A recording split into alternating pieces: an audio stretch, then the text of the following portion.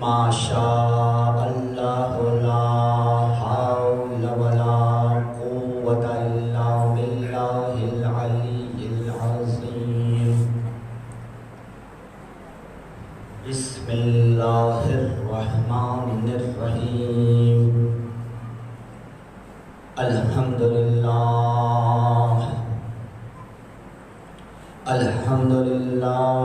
الذی جعل الشمس ضیاء والقمر نورا وقدرہ منازل لتعلموا عدد السنین والحساب. ما خلق اللہ ذلک الا بالحق والصلاة والسلام والتحية والإكرام على العبد المؤيد الرسول المسدد النبي المهذب الصفي المقرب جد الحسن والحسين والنور الحرمين والصاحب قاب قوسين أو أدنى خير خلقه أشرف بريته حبيبه عبده نبيه رسوله سيدي سيدكم مولاي ومولاكم أبي القاسم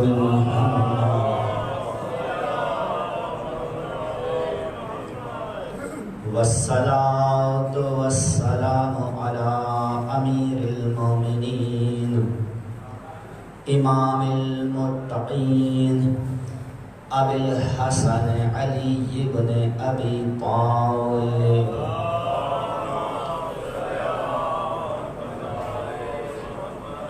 وآله الطيبين الطاهرين المعصومين المظلومين. وصلى الله على جميع الأنبياء والمرسلين والشهداء والصديقين والسلام علينا وعلى جميع عباد الله الصالحين. إن الذين كفروا وماتوا وهم كفار أولئك عليهم لعنة الله والملائكة والناس أجمعين. قال الله تبارك وتعالى في كتابه الكريم وهو أصدق الصادقين. كنتم خير أمة أخرجت للناس تأمرون بالمعروف وتنهون عن المنکر. درود پڑھے محمد اور آل محمد.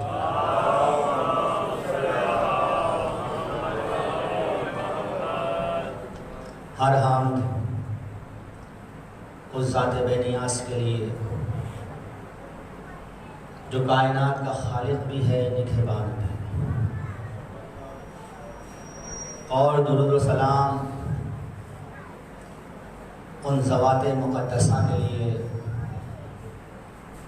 کہ جنہیں رحمت بنا کر بھیجا گیا.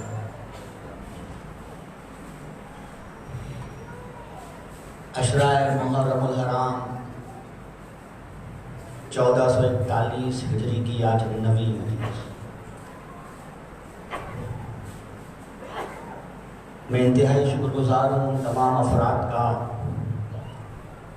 جنہوں نے کسی طرح بھی، کسی اعتبار سے بھی، کسی لحاظ سے بھی اس عزاداری سید الشہداء میں کوئی کردار اپنایا. میں ان تمام مومنین کا، مومنات کا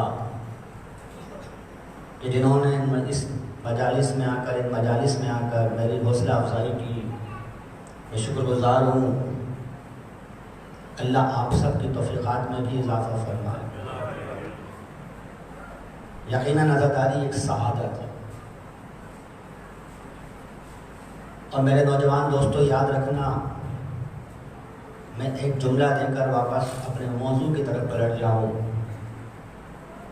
کہ کربلا دہراتے رہنا، مسلسل دہراتے رہنا، ورنہ جس طرح دنیا نے غدیر بلا دیا کربلا میں بلا دیا۔ درود پڑھیں محمد و آل محمد۔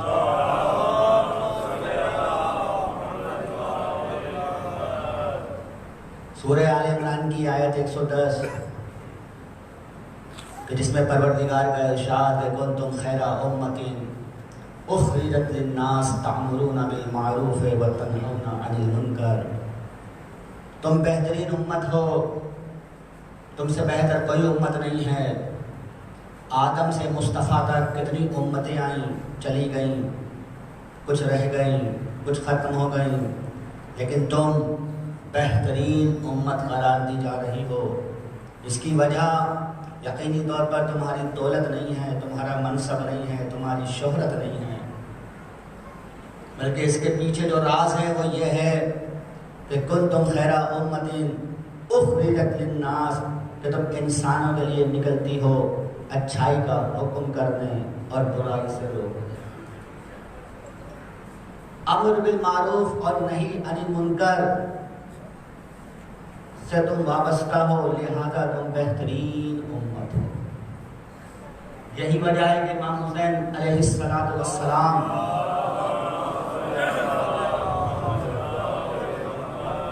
جب مدینے سے چلے تو ایک خط، ایک وصیت نامہ، ایک رقعہ، ایک نسخہ اپنے چھوٹے بھائی محمد حنفیہ کو لکھ کر دیا کہ جس میں امام نے فرمایا تھا کہ ارید ان آمر بالمعروف و انہا عن المنکر و اسیر بسیرت جدی محمد و ابی علی ابن ابی طالب، میں تو چاہتا یہ ہوں کہ اچھائی کا حکم کروں، برائی سے روکوں، میں تو چاہتا یہ ہوں کہ امر بالمعروف کروں، نہیں عن المنکر کروں، میں تو چاہتا یہ ہوں کہ علم کو فروغ دوں، میں تو چاہتا ہوں جہالت کے دروازے بند ہو جائیں، بس یہی میرا مقصد ہے۔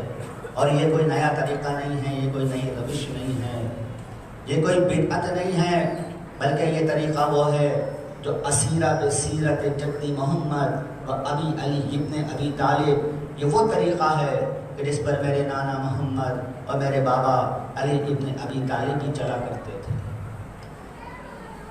لہذا امر بالمعروف اور نہی عن المنکر کے لیے میں مدینے سے خروج کر رہا ہوں، اور یہ مت سمجھ لینا کہ امر بالمعروف اور نہی عن المنکر کا تعلق تمہاری اپنی سوچ سے ہے، نہیں، تمہاری اپنی سوچ سے نہیں، تمہارے اپنے نظریے سے نہیں ہے۔ کیا اچھا ہے کیا برا ہے اس کا پیمانہ تم نہیں ہو، سماج نہیں ہے، معاشرہ نہیں ہے، عام انسان نہیں ہے، بلکہ اس کے پیمانے کے لیے اللہ کا رسول کہہ کر گیا کہ انی تارک فیکم الثقلین کتاب اللہ و عترتی اہل بیتی، میں تمہارے درمیان دو گرا قدر چیزیں چھوڑ کے جاتا ہوں، ایک اللہ کی کتاب قرآن ہے، دوسرے میری عترت اہل بیت ہیں۔ اگر تم یہ دیکھنا چاہتے ہو یہ اچھا ہے یہ برا ہے، تم یہ امر بالمعروف اور نہی عن المنکر کے درجے پر پہنچنا چاہتے ہو، تو یاد رکھنا اس کا پیمانہ انہی دو چیزوں کو قرار دے۔ اور ایک دلچسپ بات میں آپ کو یہاں بتاؤں، بڑی عجیب بات، یہ دونوں چیزیں ایک دوسرے سے جدا کب تک نہیں ہوں گی؟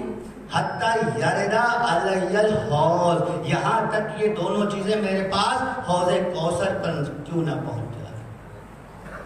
لہذا یہ دونوں چیزیں قیامت تک ایک دوسرے سے جدا نہیں ہوں گی۔ ایک عجیب چیز بتاؤں آپ کو، رسول کی حدیث ہے، لغات الحدیث سے پڑھ رہا ہوں، کتاب سواد صفحہ 45 سے، تاکہ میری ذمہ داری ختم ہو جائے کہ مجھ پر کوئی انگلی نہ اٹھے۔ لغات الحدیث کتاب سواد صفحہ 45 سے پڑھ رہا ہوں، رسول اللہ نے فرمایا کیا تم چاہتے ہو کہ کوثر کے پانی کی جو آواز ہے اسے سن سکو؟ کوثر کا پانی برف سے زیادہ ٹھنڈا، دودھ سے زیادہ سفید، شہد سے زیادہ میٹھا ہوگا۔ صحابہ نے کہا یا رسول اللہ، ہماری خواہش ظاہر بات ہے، ہم چاہتے ہیں کہ حوض کوثر کی آواز کو ہم سن سکیں، جیسا کہ دریا کی آواز ہوتی ہے، آپ نے دیکھا ہوگا، روانی کی آواز ہوتی ہے، نہر کی آواز ہوتی ہے، پانی چل رہا ہوتا ہے اس کی اپنی آواز ہوتی ہے نا، سنا ہوگا آپ نے نہر کی آواز کو، دریا کی آواز کو، سمندر کی آواز کو۔ کہ جب وہ چلتا ہے لہریں مارتا ہے تو اس کی ایک اپنی آواز ہوتی ہے. تو اللہ کے رسول صحابہ سے کہتا ہے تم یہاں زمین پر بیٹھ کر حوض کوثر کی آواز سننا چاہتے ہو؟ بڑی ذمہ داری سے پڑھ رہا ہوں. صحابہ نے کہا یا رسول اللہ کیوں نہیں؟ پھر بتا دو لغات الحدیث کتاب 7 صفحہ 45 سے پڑھ رہا ہوں. کہا ایسا کرو اپنی کانوں میں انگلیاں دو. سب نے اپنی کانوں میں کس کے انگلیاں دے لی. کہا دیکھو اب تم کچھ آواز محسوس کر رہے ہو؟ کہا ہاں یا رسول اللہ ہم نے اپنی انگلیاں کانوں میں دی تو ہمیں کچھ آواز محسوس ہو رہی ہے. کہا یہی حوض کوثر کی آواز.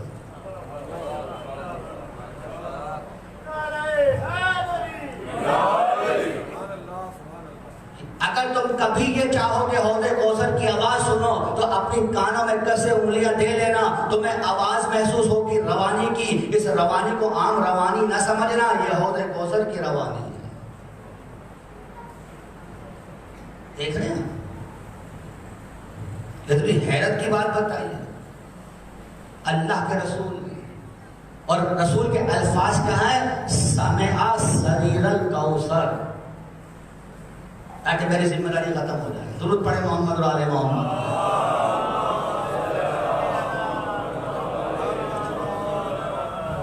لہذا قرآن اور اہل بیت دونوں کو چھوڑ کر جا رہا ہوں, دونوں سے وابستہ رہنا.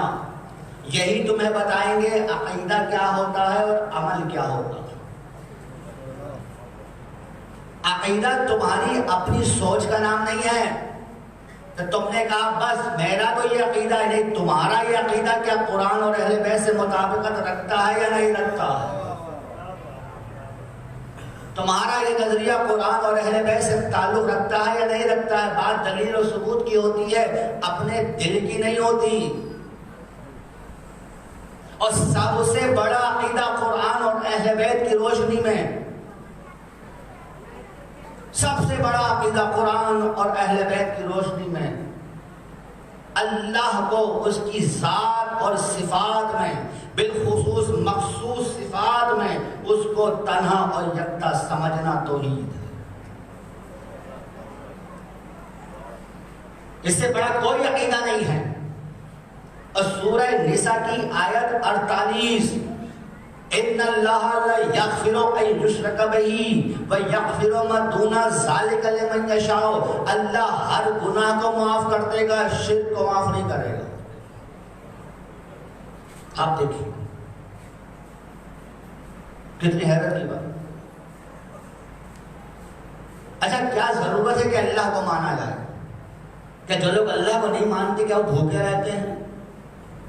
کہ جو اللہ کو نہیں مانتے کیا ان کی دنیاوی زندگی بڑی خراب گزرتی ہے؟ نہیں, ایسا نہیں ہوتا. بلکہ کتنے کمیونسٹ ہیں دنیا میں کہ جو اللہ کو نہیں مانتے, خدا کو نہیں مانتے, کسی بھی خدا کو نہیں مانتے, لیکن اس کے باوجود ان کی زندگی. کیا ضرورت ہے کہ خدا کو مانا جائے؟ کیا ضرورت کیا ہے خدا کو ماننے کی؟ بتائیے, ہے نا؟ تو یاد رکھنا نوجوان دوستو, وہ ابراہیم کا واقعہ جو میں نے اپنی کسی تقریر میں کئی مرتبہ دہرایا ہے, یہ بار بار دہرانے سے پریشان نہ ہوا کرو.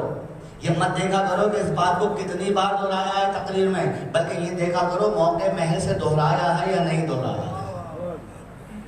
سورہ رحمان میں 31 بار ایک ہی سورہ میں فَبِأَيِّ آلَاءِ رَبِّكُمَا تُكَذِّبَانِ دہرا دیا پروردگار نے. ایک ہی سورہ میں, سورہ رحمان ایک ہی سورہ ہے, اور اسی سورہ میں 31 بار فَبِأَيِّ آلَاءِ رَبِّكُمَا تُكَذِّبَانِ دہرا کر بتایا. یہ مت دیکھنا کون سی چیز کتنی بار پر دہرائی جا رہی ہے, یہ دیکھنا موقع محض دہرائی جا رہی ہے یا نہیں دہرائی جا رہی ہے. ابراہیم کا واقعہ کئی بار دہرا چکا ہوں, پھر دہرا دوں تاکہ توحید سمجھ لو. کیا واقعہ کہ جب ابراہیم نمرود کے دربار میں پہنچے اور نمرود نے کہا مجھے خدا کیوں نہیں مانتے, اس اللہ کو کیوں مانتے ہو, تو آپ نے میری زبانوں سے بھی سنا ہوگا, میری زبان سے بھی. کیا کہا ابراہیم نے؟ ربی الذی یحیی و یمیت. میرا رب وہ ہے جو موت اور زندگی کی طاقت رکھتا ہے, موت اور زندگی دیتا ہے. تو نمرود بولنے لگا انا اوحی و امید، تفسیر میں نہیں جا رہا، سب بتا چکا ہوں، انا اوحی و امید، موت اور زندگی تو میں بھی دیتا ہوں، مجھے سجدہ کر۔ تو ابراہیم نے کہا فَإِنَّ اللَّهَ يَأْتِي بِالشَّمْسِ مِنَ الْمَشْرِقِ فَأْتِ بِهَا مِنَ الْمَغْرِبِ، میرے رب کے پاس وہ طاقت ہے کہ سورج کو مشرق سے نکالتا ہے، تجھ میں طاقت ہے مغرب سے نکال۔ بات کس بات کی ہے؟ یعنی اللہ کو اس لیے مانا جاتا ہے، اللہ پر ایمان اس لیے رکھا جاتا ہے، مختصر اللہ پر اس لیے ایمان رکھنا ضروری ہے کہ وہ سب سے بڑا طاقتور ہے، اس سے بڑا کوئی طاقتور نہیں ہے، اسی لیے ہم اللہ کو ایک جگہ تنہا مانگتے ہیں۔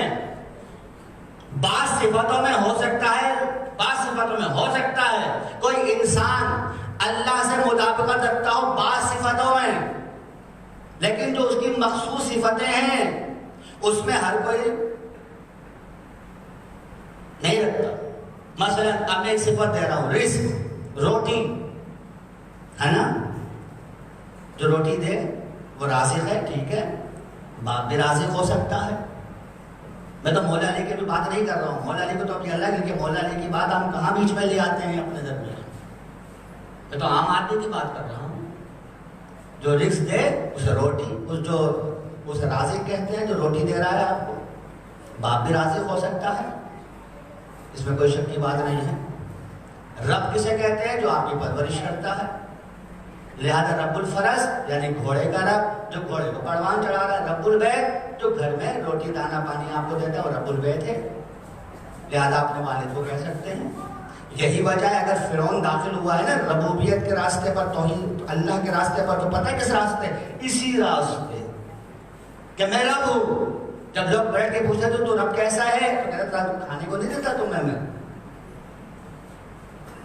یاد رکھنا کچھ صفتیں ہیں جو مطابقت رکھ سکتی ہے، جیسے کہ میں نے بھی کہا رزق، رازق بہت ہو سکتے ہیں لیکن یاد رکھنا ہوں گے، لیکن خیر الرازقین ایک ہے۔ تمام خدا بتاتی ہے کہ رزق دینے والے اور بھی ہیں، تمام رزق دینے والوں سے بہترین رزق دینے والا وہی ہے۔ اب اگر کوئی کہ فلاں شخص خیر الرازقین ہے، وہ مشرک، وہ کافر، کیوں؟ وہ رازق تو ہو سکتا ہے، خیر الرازقین اس کی صفت ہے، لہذا کچھ صفتیں اللہ سے مخصوص ہیں، اور جو ان مخصوص صفتوں میں کسی بھی مخلوق کو شامل کرے وہ مشرک ہے۔ سمجھ میں آئی؟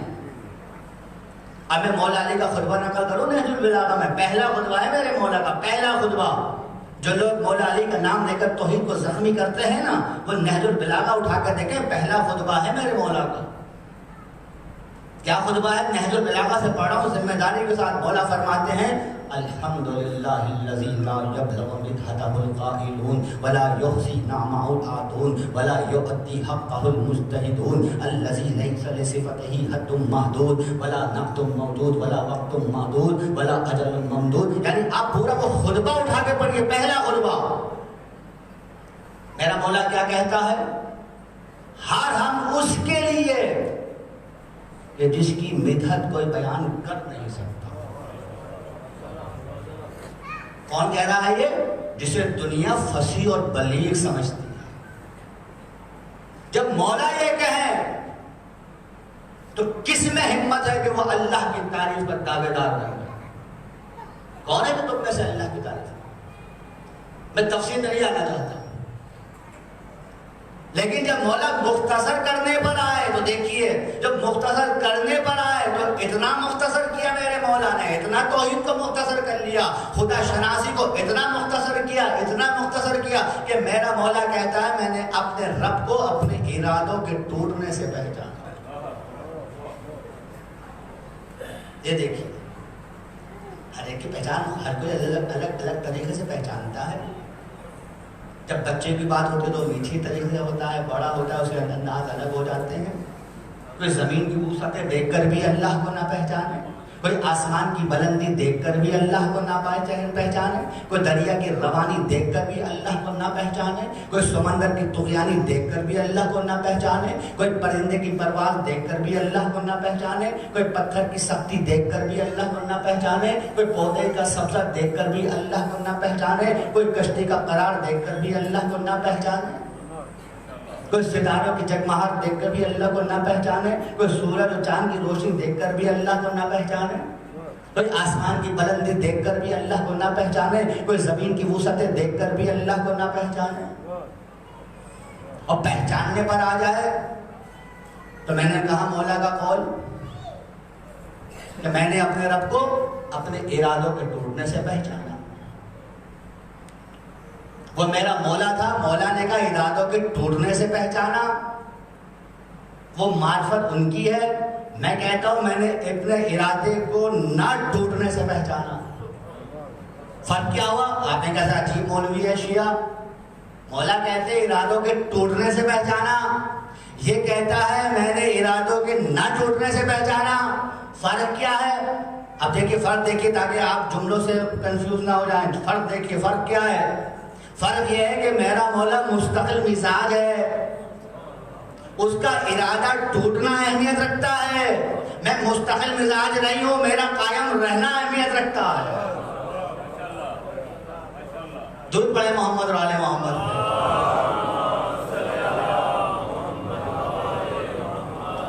دیکھیں خدا کو پہچاننے پر آئے تو کیا کس طرح سے خدا کو پہچانا جا سکتا ہے؟ یہ ننھا سا جاندار ہے چیونٹی، اتنا سا ہے نا، اتنا سا جاندار ہے چیونٹی، یہاں پہ پھر رہی ہوگی، باہر میں پھر رہی ہوگی، اتنا سا جاندار ہے چیونٹی، اتنا سا۔ چیونٹی کیا کرتی ہے؟ آپ دیکھیے کیا کرتی ہے چیونٹی؟ جب گیہوں کا دانہ لاتی ہے نا، باجرے کا دانہ لاتی ہے نا، جو کا دانہ لاتی ہے نا، کیا کرتی ہے؟ زمین میں لے جانے سے پہلے اس کے 2 ٹکڑے کر دیتی ہے، کرتی ہے نا؟ کیوں کیا کرتی ہے؟ گیہوں کا دانہ لائی 2 ٹکڑے کی زمین میں لے گئی، باجرے کا دانہ لائی 2 ٹکڑے کی زمین میں لے گئی، جو کا دانہ لائی 2 ٹکڑے کی زمین میں لے گئی۔ یہ 2 ٹکڑے کرتی کیوں ہے؟ میں تو شہر کا ہوں، مجھے نہیں معلوم کہ کھیتی باڑی اور زراعت کیا چیز ہوتی ہے، لیکن آپ مجھ سے بہتر سمجھ سکتے ہیں کہ اگر ثابت گیہوں زمین میں جائے، ثابت باجرہ زمین میں جائے اور وہاں نمی پہنچ جائے، پانی پہنچ جائے تو وہ کھانے کے نہیں اگنے کے قابل ہو جائے گا۔ چیونٹی کیا کرتی ہے؟ گیہوں کے دانے کے 2 ٹکڑے کیے، باجرے کے دانے کے 2 ٹکڑے کیے زمین میں لے گئی، کیوں؟ تاکہ یہ کھانے کے قابل رہ جائے، اگنے کے نہیں، ہے نا؟ کون ہے جس نے چیونٹی کو یہ ادراک عطا کیا؟ آگے بڑھ کے جملہ کہوں، باجرے کا دانہ لائی، گیہوں کا دانہ لائی، 2 ٹکڑے کی زمین میں لے گئی۔ میرے نوجوان دوستو، لیکن جب چیونٹی جو ہے نا یہ دھنیے کا دانہ لاتی ہے تو 2 ٹکڑے نہیں کرتی، 4 ٹکڑے کرتی ہے۔ تم لوگ ذرا سے وابستہ ہو، گاؤں میں رہتے ہو، بہتر سمجھ سکتے ہو میری بات کو۔ بھائی باجرے کے 2 کیوں نہیں کیے؟ گیہوں کے 4 کیوں نہیں کیے؟ باجرے کے 4 کیوں نہیں کیے؟ یا دھنیے کے 2 کیوں کیے نہیں کیے؟ 4 کیوں کیے دھنیے کے؟ بھائی اگر 4 ہی ٹکڑے کرنے تھے تو باجرے کے بھی 4 کر لیتی یہ چیونٹی، گیہوں کے بھی 4 ٹکڑے کر لیتی، لیکن نہیں، جب باجرے کے کیے، گیہوں کے کیے تو 4 نہیں 2 ٹکڑے کیے اور زمین میں لے گئی۔ لیکن جب دھنیے کا دانہ لائی تو دھنیے کے دانے کے ٹکڑے 2 نہیں کرتی، 4 کرتی ہے۔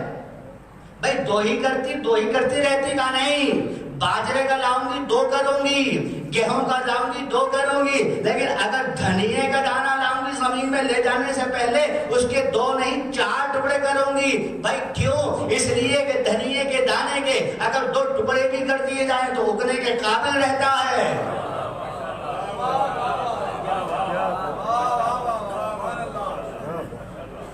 اس لیے گیہوں کے دانے کے 2 کی، باجرے کے دانے کے 2 کی، لیکن جب دھنیے کے دانے کو زمین میں لے گئی تو 2 نہیں 4 ٹکڑے کیے تاکہ کھانے کے قابل رہ جائے، اگنے کے نہیں۔ کون ہے جس نے چیونٹی کو یہ ادراک عطا کیا؟ کوئی ہے ایسا فلسفی، ایسا مفکر، ایسا ریسرچ اسکالر جو یہ کہے کہ میں نے چیونٹی کو یہ ادراک عطا کیا ہے؟ خدا کو دیکھیے کس حد تک میں کس انداز سے پہچانے کی کوشش کر رہا ہوں تاکہ عقیدے خراب نہ ہوں. کبھی بیا کو دیکھا ہے؟ بیا اتنا سا پرندہ ہوتا ہے بیا، پتہ نہیں آپ کی زبان میں اس کو کیا کہتے ہیں. بی اتنا سا پرندہ ہوتا ہے، شاید انہیں پنجابی میں بی کہتے ہیں، جیسا کہ حسن بھائی فرما رہے ہیں. بی یعنی بیا، اردو میں بیا کہتے ہیں. ایک چھوٹا سا پرندہ ہوتا ہے بیا، بی یعنی کہ، اور یہ اتنا عمدہ اپنا آشیانہ اپنا گھونسلہ بناتا ہے، اتنا عمدہ بناتا ہے درختوں پر کہ روایت میں ہے کہ ایک بار حکیم لقمان، وہ لقمان یاد رکھنا، وہ لقمان جس کی حکمت کی تعریف قرآن کرتا ہے. قرآن مجید کا 31واں سورہ ہے لقمان پر. وہ لقمان، روایت بتاتی ہے، وہ لقمان ایک بار بیا کا آشیانہ، بیا کا گھونسلہ بنانے بیٹھ گئے تھے، ان سے نہیں بن سکا. دیکھا اتنا سا بیا ہوتا ہے پرندہ، اتنا سا، وہ کیا کرتا ہے؟ اتنے عمدہ طریقے سے اپنا آشیانہ اپنا گھونسلہ بناتا ہے کہ حکیم لقمان بھی بے بس ہے. اچھا وہ کیا کرتا ہے؟ بڑی توجہ، کیا کرتا ہے وہ؟ جب رات پھیل جاتی ہے نا، سیاہی رات، ہر طرف اندھیرا ہی اندھیرا ہوتا ہے. اب وہ بیا کے چھوٹے چھوٹے بچے ہوتے ہیں نا، وہ اندھیرے سے پریشان ہوتے ہیں. پتہ ہے بیا کیا کرتا ہے؟ دیکھیے بیا کرتا کیا ہے. بیا نکلتا ہے گیلی مٹی کی تلاش میں. کہیں سے اگر اسے گیلی مٹی مل جاتی ہے نا تو چونچ میں دبا کر گیلی مٹی کو لاتا ہے اور آشیانے کے اندر، گھونسلے کے اندر چسپا کر دیتا ہے گیلی مٹی کو. بیا اس کے بعد جب مٹی کو چسپا کر دیا نا اندر گیلی مٹی کو، اب بیا پھر نکل گیا باہر. اب کیا کرتا ہے بیا؟ بیا کرتا یہ ہے جگنو کو تلاش کرتا ہے. جب جگنو مل جاتا ہے نا، لاتا ہے، اس گیلی مٹی پہ چسپا کر دیتا ہے. رات بھر جگنو کی روشنی میں بیا کے بچے چین اور سکون کی نیند سوتے ہیں.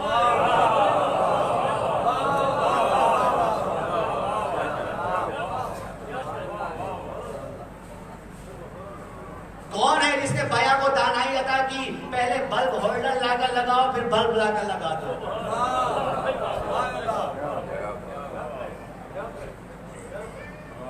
دیکھیے میں اس وقت تفصیل میں نہیں آنا چاہتا چونکہ وقت نہیں ہے.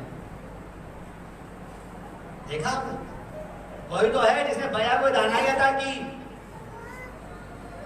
اس لیے اللہ کہتا ہے تم ان پر غور و فکر کیوں نہیں کرتے؟ تم جتنا غور و فکر کرتے رہو گے کائنات پر، تمہاری معرفت میں اضافہ ہوتا ہے. تفصیل میں اس لیے نہیں آتا کہ وقت نہیں. اور خدا کو جہاں سمجھنا اتنا آسان، وہاں کتنے دنیا میں ایسے لوگ ہیں جو خدائی کے منکر ہیں، ہے نا؟ ایک شخص میرے مولا کے پاس آ کے کہتا ہے مولا میری سمجھ میں نہیں آتا کہ خدا ہے. اب مولا نے یہ نہیں کہا کہ ایسی بات نہیں کرنا ورنہ زمین پھٹ جائے گی، آسمان ٹوٹ جائے گا. مولا نے یہ نہیں کہا مجھ سے اللہ ایسی باتیں نہ کیا کر، بھاگ جا یہاں سے. دیکھیے مولا دلیل سے جواب دیتے ہیں، ہٹ دھرمی سے نہیں دیتے.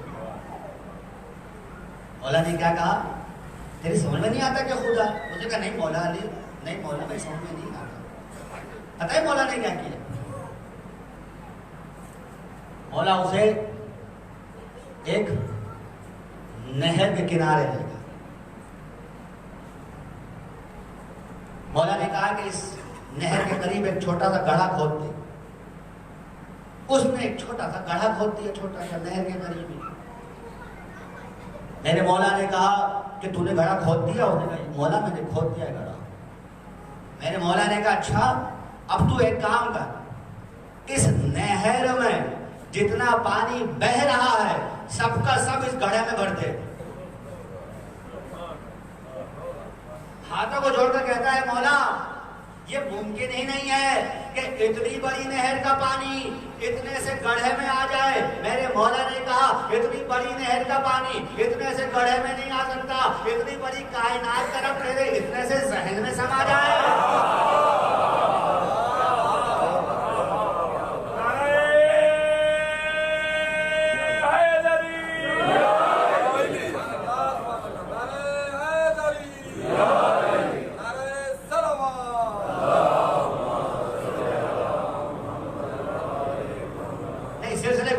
بڑا میں رک جاؤں گا. عقیدے صحیح کرو قرآن اور اہل بیت کی روشنی.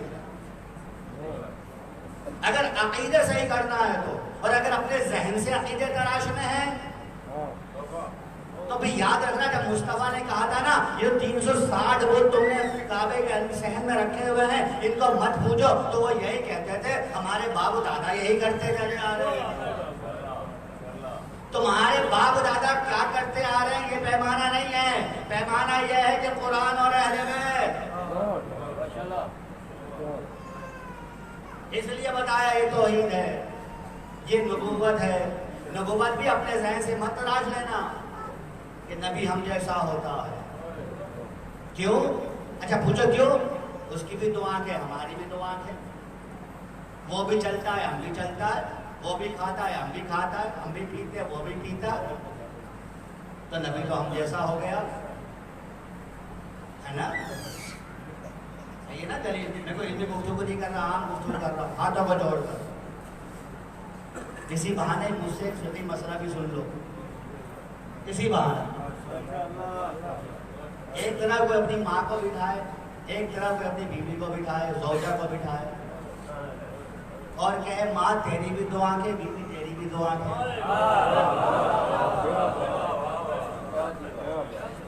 کہے ماں تو بھی چلتی ہے, بیوی تو بھی چلتی ہے. ماں جیسی تیری پوچھ بیوی ویسی تیری پوچھ. ماں تو بالکل میری بیوی کی طرح ہے, بیوی تو بالکل میری ماں کی طرح ہے. جاؤ جاؤ تمام مکاتب فکر کے علماء سے پوچھ لو, فقہ حنفی, فقہ شافعی, فقہ حنبلی, فقہ مالکی, فقہ جعفری, اہل حدیث, تمام علماء اسلام کا اتفاق ہے کہ نہیں بیوی کو ماں کی طرح نہیں کہنا. اگر بیوی کو ماں کی طرح کہا تو بیوی حرام ہو جاتی ہے.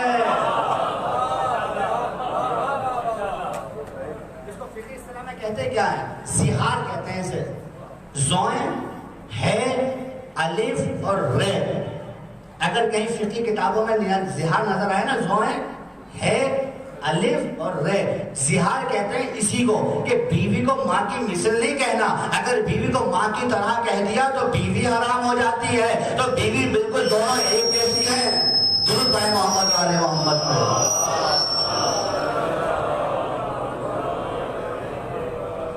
دونوں بالکل ایک جیسی ہیں. شریعت نے کہا خبردار خبردار, بیوی کو ماں کی طرح, ماں کو بیوی کی طرح نہ کہنا. اگرچہ دونوں کھاتے ہیں, دونوں پیتے ہیں, دونوں عورت ہیں, لیکن خبردار اگر بیوی کو ماں کی طرح کہا تو تم پر حرام, اور اگر نبی کو اپنی طرح کہا تو جنت حرام.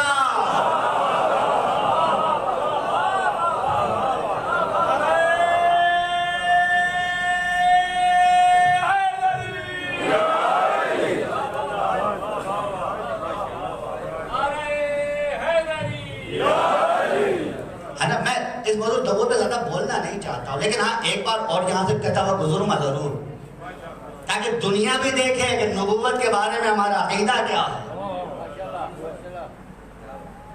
محمد نور نہیں تھے, ہماری ہی طرح تھے. ٹھیک ہے نا. نور کسے کہتے ہیں کسے نہیں کہتے, میں اس علمی بحث میں پڑھتا ہی نہیں ہوں. مجھے تو پتہ ہی نہیں علمی گفتگو ہوتی کیا ہے. میں شیعہ سنی کی بحث میں بھی نہیں پڑھتا. میں تو ایک صاف سی بات کیے چلے جا رہا ہوں. ٹھیک ہے رسول نور نہیں ہے نا, قائم رہنا اس بات پر. پیغام دے رہا ہوں میں دنیا کو, قائم رہنا اس بات پر کہ محمد نور نہیں تھے. مجھے ایک بات بتاؤ, میں کسی بحث میں نہیں پڑھ رہا رسول کی ایک بیٹی تھی یا 4 بیٹیاں تھیں, مجھے اس سے کوئی بحث نہیں ہے. لیکن ایک بات بتاؤ, اگر مصطفیٰ نور نہیں ہے تو ان کی بیٹیاں نور کیسے ہو جائیں گی؟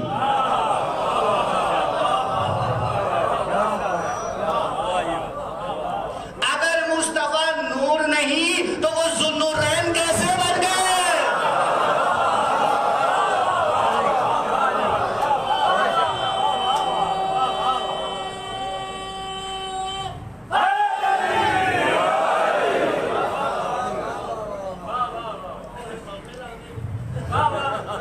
یہ تو آپ بہتر سمجھ سکتے ہیں. آپ دیکھیے عظمت مصطفیٰ, دیکھیے جدھر مصطفیٰ دفن ہو, مصطفیٰ کو نور نہ کہنے والے اسے مدینہ منورہ کہتے ہیں.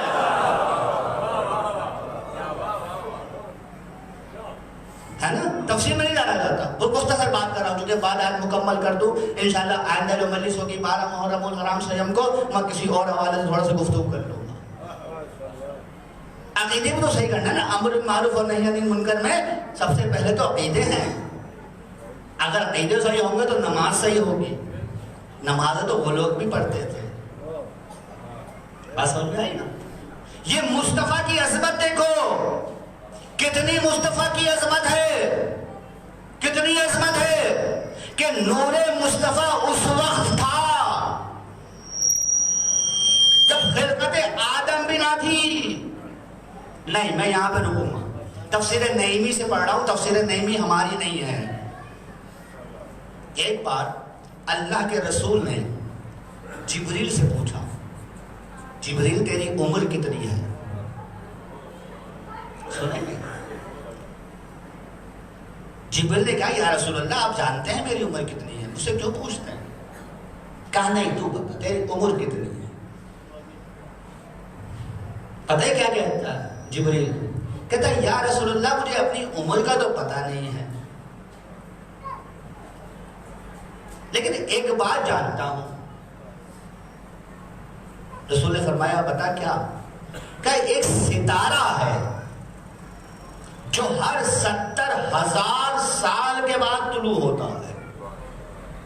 ایک ستارہ ہے جو ہر 70,000 سال کے بعد طلوع ہوتا ہے. میں اسے 72,000 مرتبہ طلوع ہوتے دیکھ چکا ہوں. سنا؟ ایک ستارہ ہے جو ہر 70,000 سال کے بعد طلوع ہوتا ہے. میں اسے 72,000 مرتبہ طلوع ہوتے دیکھ چکا ہوں. اللہ کا رسول کہتا ہے جبریل تو اسے اب تک ستارہ ہی سمجھ رہا تھا؟ کہ ہاں یا رسول اللہ ستارہ ہی تھا, 70,000 سال کے بعد طلوع ہوتا ہے اور میں اسے 72,000 مرتبہ طلوع ہوتے دیکھ چکا ہوں. اللہ کا رسول کہتا ہے جبریل وہ ستارہ نہیں تھا, میرا نور تھا.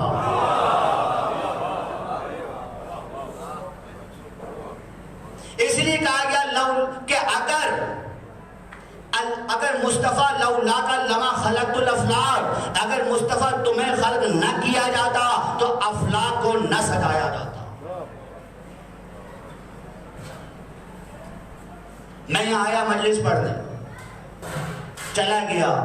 جب آپ آئیں گے 12 1 بجے 2 بجے دوپہر میں, آپ دیکھیں گے نہ مجمع ہے, نہ کیمرہ ہے, نہ یہ مائک ہے. آپ پوچھیں گے بھائی کیا ہوا؟ جب میں صبح 8 بجے آیا تھا مائک بھی تھا, کیمرے بھی تھے, لوگ بھی تھے, سب تھے, اب کچھ بھی نہیں ہے. وہ کہیں گے وہ انتظام تھا جس کے لیے تھا وہ ہو گیا مولانا, بس ہے نا.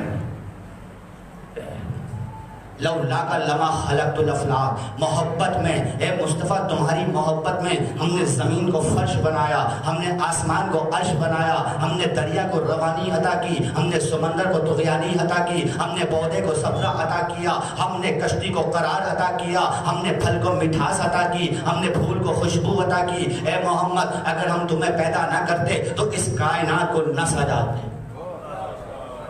اب میں کیسے مان لوں کہ مصطفیٰ مر گئے؟ کیسے مان لوں؟ بھائی آپ دیکھتے ہو دنیا کے ملکوں کے صدر آتے ہیں پاکستان میں, وزرائے اعظم آتے ہیں پاکستان میں, آتے ہیں یا نہیں آتے؟ آپ نے دیکھا وہ اسلام آباد میں ایک سلامی کا چبوترا بنتا ہے, سجاوٹیں ہوتی ہیں. آپ گئے, آپ نے کہا بھائی یہ کیا باتیں سجاوٹیں ہو رہی ہیں, کیوں ہو رہی ہیں, اس سلامی کا چبوترا کیوں بن رہا ہے؟ تو آپ کو انتظامیہ بتلائے گی کہ آج کھلا ملک کے صدر آ رہے ہیں, ان کے استقبال کے لیے ہو رہا ہے نا. اچھا 2 دن بعد پھر گئے, پھر کیا دیکھا؟ نہ وہ سجاوٹیں تھی, نہ وہ سلامی کا چبوترا تھا, نہ کوئی اور چیز تھی جو کل تک منتظم تھے. آپ نے پھر پوچھا کیا بات ہے, آج یہ سب کچھ نہیں ہے, تو پلٹ کر کہے گا جس کے لیے ہو رہا تھا وہ چلا گیا.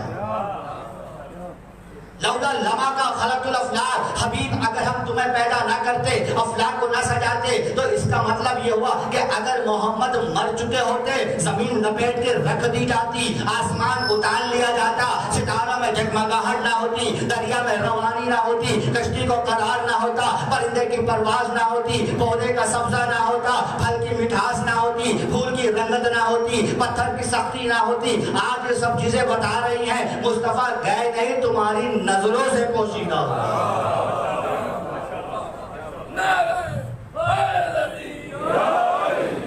سمجھ میں آئی؟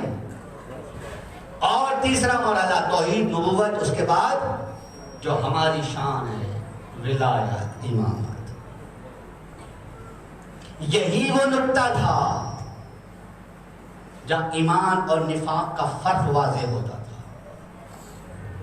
گزشتہ تقریر میں نے کہا تھا کہ توحید اور قیامت کا اقرار کرنے والا بھی کافر ہو سکتا ہے. کہا تھا نا، قرآن سے دلیل بھی دی تھی کہ وہ توحید کو بھی مانتا تھا، قیامت کو بھی مانتا تھا، مگر کافر ہے. اگر نہیں مانتا تھا تو اللہ کی بنائی ہوئی خلافت کو نہیں مانتا.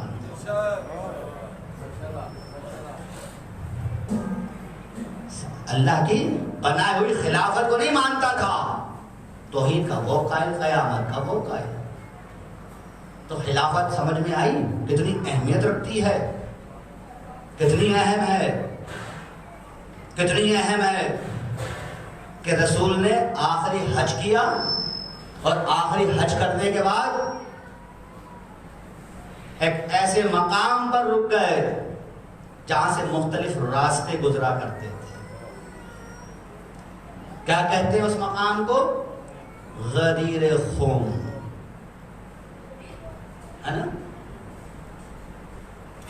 غدیر خم کے مقام پر رک گئے. جو پیچھے رہ گئے تھے ان کے آنے کا انتظار کیا، جو آگے چلے گئے تھے انہیں پیچھے بلایا.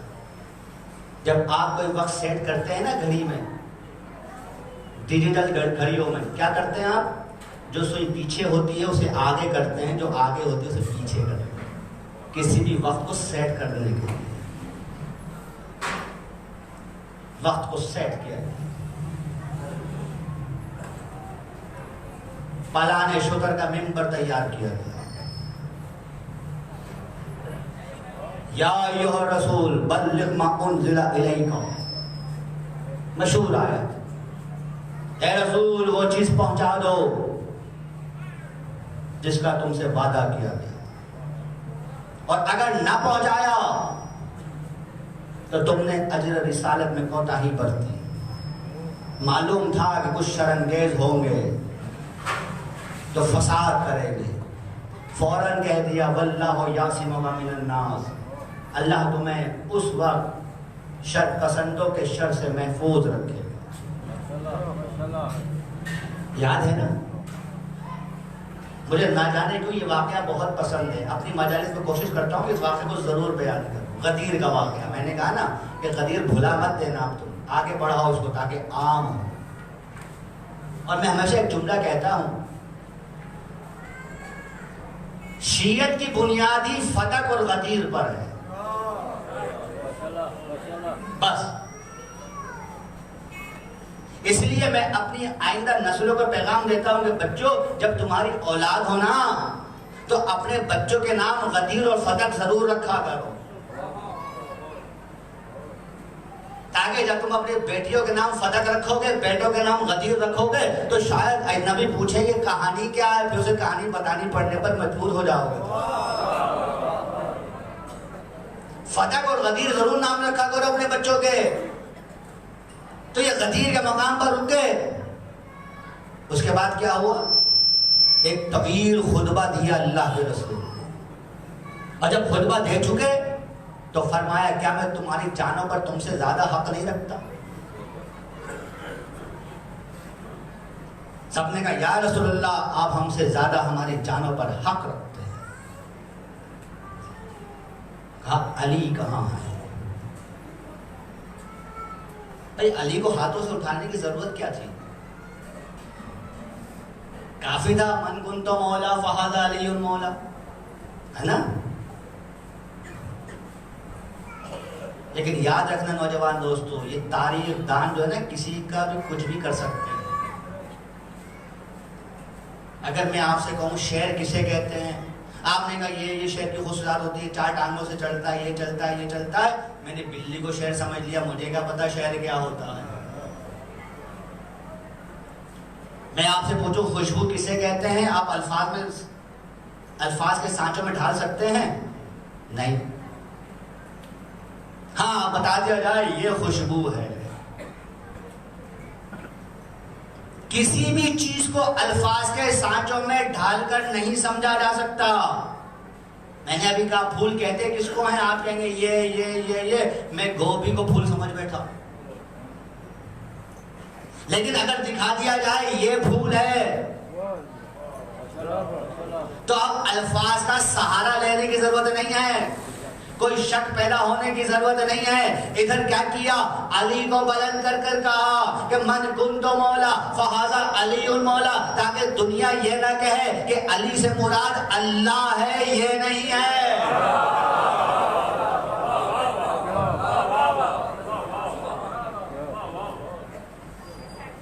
سمجھ میں آئی؟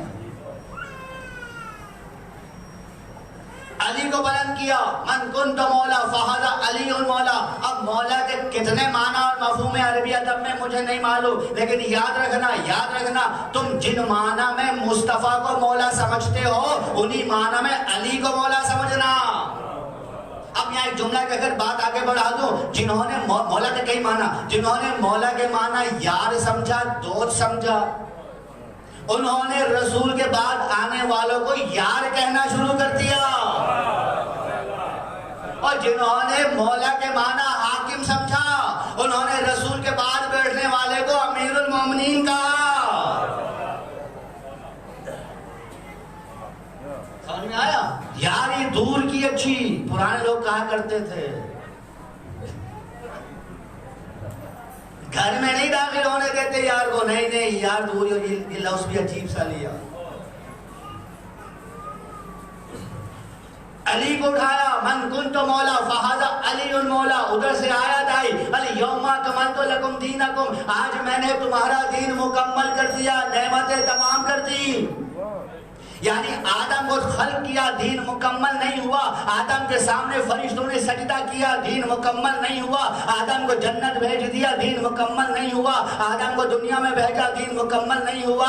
حابیل کو قتل کر دیا قابیل نے، دین مکمل نہیں ہوا. حضرت شیش کو آدم کا جانشین بنا دیا گیا، دین مکمل نہیں ہوا. تاریخ آگے بڑھی، نوح کو رسالت عطا کی گئی، دین مکمل نہیں ہوا. اتنے سرکش تھے سب طوفان نوح میں غرق ہو گئے، دین مکمل نہیں ہوا. جو اہل ایمان تھے وہ کشتی میں بچ گئے، دین مکمل نہیں ہوا. نوح کے 3 بیٹے حام سام یافیس سے نسل انسانی چلی، دین مکمل نہیں ہوا.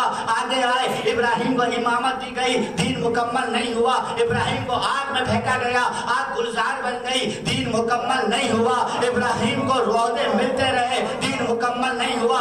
ابراہیم کا اسماعیل کی ولادت ہوئی، دین مکمل نہیں ہوا. اسماعیل کو مینا میں لے کر گئے، چھری پھیری، دین مکمل نہیں ہوا. نہ ہو بے ذبح عظیم کی آیت آ گئی، دین مکمل نہیں ہوا. ابراہیم کا اسحاق پیدا ہوئے، دین مکمل نہیں ہوا. ابراہیم اور اسماعیل نے مل کر خانہ کعبہ کو طوفان نوح کے بعد دوبارہ تعمیر کر دیا، دین مکمل نہیں ہوا. ابراہیم کے بعد موسیٰ کو تورات عطا کی گئی، دین مکمل نہیں ہوا. موسیٰ نے فرعون کے دربار میں فتح پائی، دین مکمل نہیں ہوا. موسیٰ کو یہ عظمت حاصل ہوئی کہ تم کو ہے دور پر آؤ، ہم تمہیں جلوہ دکھائیں گے، دین مکمل نہیں ہوا. موسیٰ کے بعد عیسیٰ کو رسالت دی گئی، دین مکمل نہیں ہوا. عیسیٰ کو انجیل دی گئی، دین مکمل نہیں ہوا. حد تو یہ ہے کہ خاتم النبیین حضرت محمد مصطفیٰ اس دنیا میں آ گئے، دین مکمل نہیں ہوا. 40 سال کی عمر میں اعلان نبوت کیا، دین مکمل نہیں ہوا. آیات الہی آئیں، اقرا بسم ربک الذی خلق، دین مکمل نہیں ہوا. رسول 13 برس تک مکے کے میں رہے، دین مکمل نہیں ہوا. شعب ابی طالب میں رہے، دین مکمل نہیں ہوا. آیات الہی آتی رہی، دین مکمل نہیں ہوا. معراج پر تشریف لے گئے، دین مکمل نہیں ہوا. مکے میں توحید، نبوت اور قیامت کی تعلیم دی، دین مکمل نہیں ہوا. مکہ چھوڑ کر مدینے میں آ گئے. مدینے میں آنے کے بعد پہلی اسلامی حکومت کی بنیاد ڈالی، دین مکمل نہیں ہوا. روزہ فرض ہوا، دین مکمل نہیں ہوا. نماز فرض ہوئی، دین مکمل نہیں ہوا. حج فرض ہوا، دین مکمل نہیں ہوا. اور بدر خندق کے مارکے ہوتے رہے، دین مکمل نہیں ہوا. قرآن کا نزول ہوتا رہا، دین مکمل نہیں ہوا. مکہ فتح ہو گیا بغیر کسی بڑی خونریزی کے، دین مکمل نہیں ہوا. اب رسول کے دنیا میں جانے کے صرف 2 ہی مہینے رہ گئے ہیں. 2 مہینے کے بعد رسول اس دنیا سے چلا جائے گا. اب محمد کے بعد کسی نئے نبی کو نہیں آنا، کسی نئے رسول کو نہیں آنا، قرآن کے بعد کسی کتاب کو نہیں آنا. اب مصطفیٰ کو دین مکمل کر کے جانا ہے.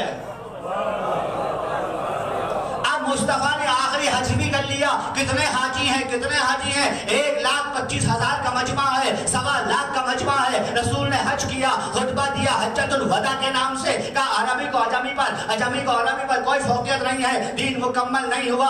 آخرکار رسول نے حج کرنے کے بعد جب بڑے ہیں مدینے کی طرف، راستے میں غدیر خم کے مقام پر پہنچے، آیت آئی یا ایھا الرسول بلغ ما انزل الیک، اے رسول جو کچھ اللہ کی طرف سے تم پر نازل ہوا ہے اسے پہنچا دو، اور اگر نہ پہنچایا تم نے اجر رسالت ادا نہ کیا. ادھر غدیر خم کے مقام پر علی کو بلند کیا، ادھر بلند کرنا تھا، ادھر سے آیت آئی الیوم اکملت لکم دینکم. تو یاد رکھنا جہاں جہاں علی کی ولایت ہے وہاں دین مکمل ہے، جہاں علی کی ولایت نہیں ہے وہاں دین ناقص ہے.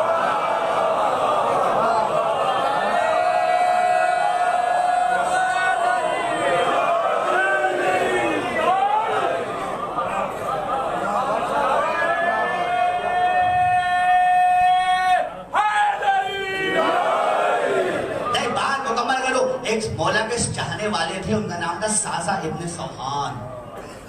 میں منافقوں کی بات ہی نہیں کر رہا جنہوں نے بخن بخن کہہ کر بعد میں انحراف کر لیا، میں ان کی تو بات ہی نہیں کر رہا. ساسا ابن سوحان مولا علی کا چاہنے والا ہے. اتنا سمجھ لو جب میرے مولا سے کسی نے پوچھا تھا مولا آپ کے نزدیک، دیکھیے گا آپ کے نزدیک عرب کا سب سے بڑا خطیب کون سا ہے، تو پتا ہے میرے مولا نے کیا جواب دیا تھا؟ ساسا ابن سوحان. نہج البلاغہ وہ گواہ ہے، نہج البلاغہ گھر پر ہو تو دیکھ لینا اٹھا کر، نہج البلاغہ میں مل جائے گا کہ جب میرے مولا سے پوچھا کہ سب سے بڑا خطیب کون ہے، آپ نے کہا ابن سوحان. یہ ابن سوحان کا مقام ہے. اب ابن سوحان نے کیا کیا؟ ساسا ابن سوحان آگے بڑھ کر کہتا ہے مولا سنیے گا، مولا میں آپ کو ولایت کی مبارکباد نہیں دوں گا، انہوں نے تو بخن بخن کہہ کر دے دی، میں نہیں دوں گا. عرب میں بخن اس وقت کہتے تھے جب انسان بہت خوش ہوتا تھا. کہ انہوں نے دی، میں نہیں دوں گا. مولا جانتے ہیں نا ابن سوحان کو، سب نے دی، ساسا ابن سوحان نے نہیں دی. ایک بار میرا مولا مسکرایا. ساسا ابن سوحان کہتا ہے مولا میں آپ کو ولایت کی مبارکباد نہیں دوں گا، میں ولایت کو مبارکباد دوں گا کہ آپ جیسی شخصیت.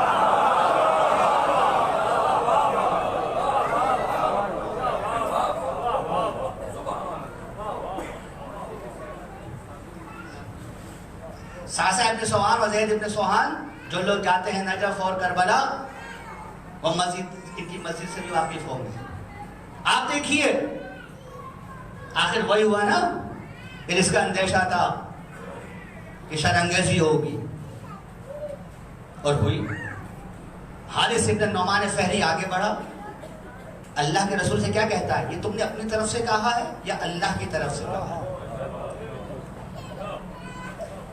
توجہ چاہوں گا، ایک جملے پر توجہ. کیا کہتا ہے حارث ابن نعمان فہری؟ تاریخ میں سب محفوظ ہے. کیا کہا حارث ابن نعمان فہری نے؟ کہتا ہے اے محمد اتنا بتاؤ یہ تم نے کہا ہے یا اللہ کا حکم ہے؟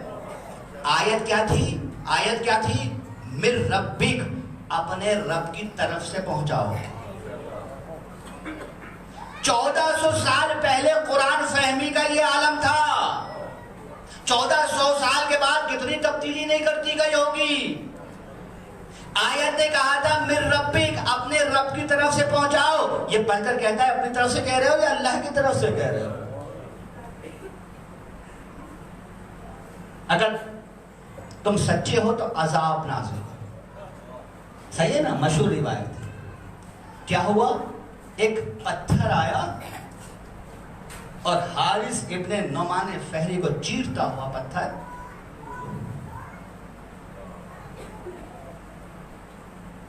یاد رکھنا، تاریخ اسلام اٹھا کے دیکھ لینا، شریعت محمدیہ کے بعد پتھر کا عذاب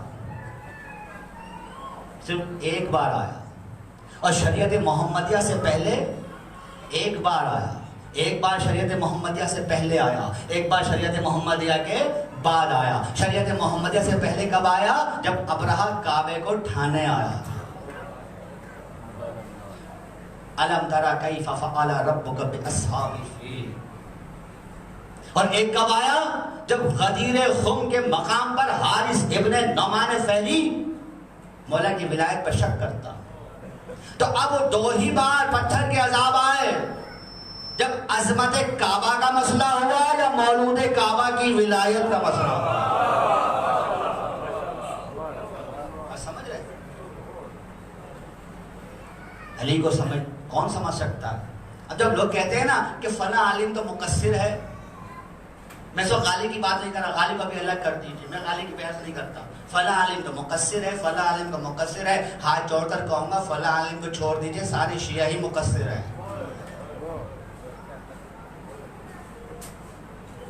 عالم کو چھوڑ دیجیے. مقصر کسے کہتے ہیں؟ میں کوئی عام تعریف سے ہٹ کر ایک تعریف دے رہا ہوں. مقصر اسے کہتے ہیں جو کسی کو اس کا صحیح مرتبہ نہ دے. صحیح نا، اس کا مرتبہ یہ ہے لیکن اس کے مرتبے کو جس کو کہتے ہیں مقصر. ہم سب مقصر ہیں. آپ کہیں کیسی باتیں کر رہے ہیں؟ اللہ کا رسول کیا کہہ کر گیا تھا کہ اللہ کو کوئی نہیں سمجھتا سوائے میرے اور علی کے. مجھ کو کوئی نہیں سمجھ سکتا سوائے اللہ اور علی کے، اور علی کو کوئی نہیں سمجھ سکتا سوائے میرے اور اللہ کے. تو یاد رکھنا یہ مقام تو تم جب دو گے جب سمجھو گے.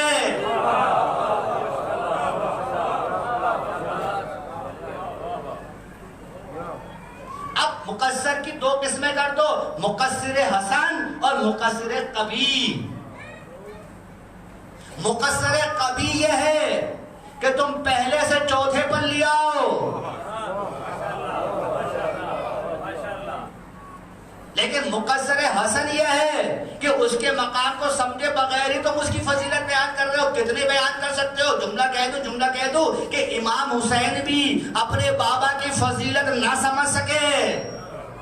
اس لیے تو اللہ کے رسول کہہ کے کیا تھا نا کہ علی تمہاری فضیلت میرے اور اللہ کے کوئی بھی نہیں سمجھتا.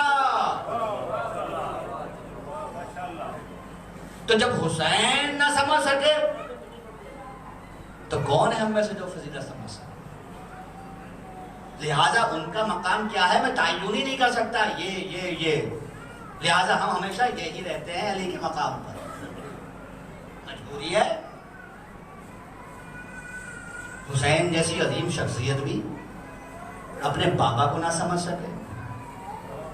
جو مقام علی کا ہے وہ حسین کا تھوڑی ہے نا. میں غلط تو نہیں کہہ رہا، مسلم عقیدہ ہے، کوئی انکار نہیں کر سکتا اس بات سے. بس میں نے مجلس تمام کی، کوئی انکار نہیں کر سکتا اس بات سے. لیکن پھر بھی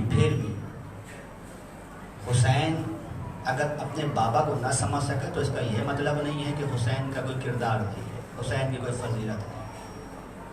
وہی رسول جب دنیا سے گیا کہہ کے گیا تھا کہ حسین نوجوانان جنت کے سردار ہیں، لیکن بابا ان سے بہتر ہے. وہ جنت کا سردار حسین ابن علی. حسین سمجھتے ہو حسین کو؟ میں مصائب نہیں پڑھوں گا، مصائب میرے بعد والے مولانا پڑھیں، میں نہیں پڑھوں. سمجھتے ہو حسین کو؟ نہ پوچھ کیسے کوئی شہ مشرقین بنا، نہ پوچھ کیسے کوئی شہ مشرقین بنا. بشر کا ناز نبوت کا نور عین بنا. علی کا خون لعاب رسول شیر بطول ملے ہیں جب یہ عناصر تو پھر حسین.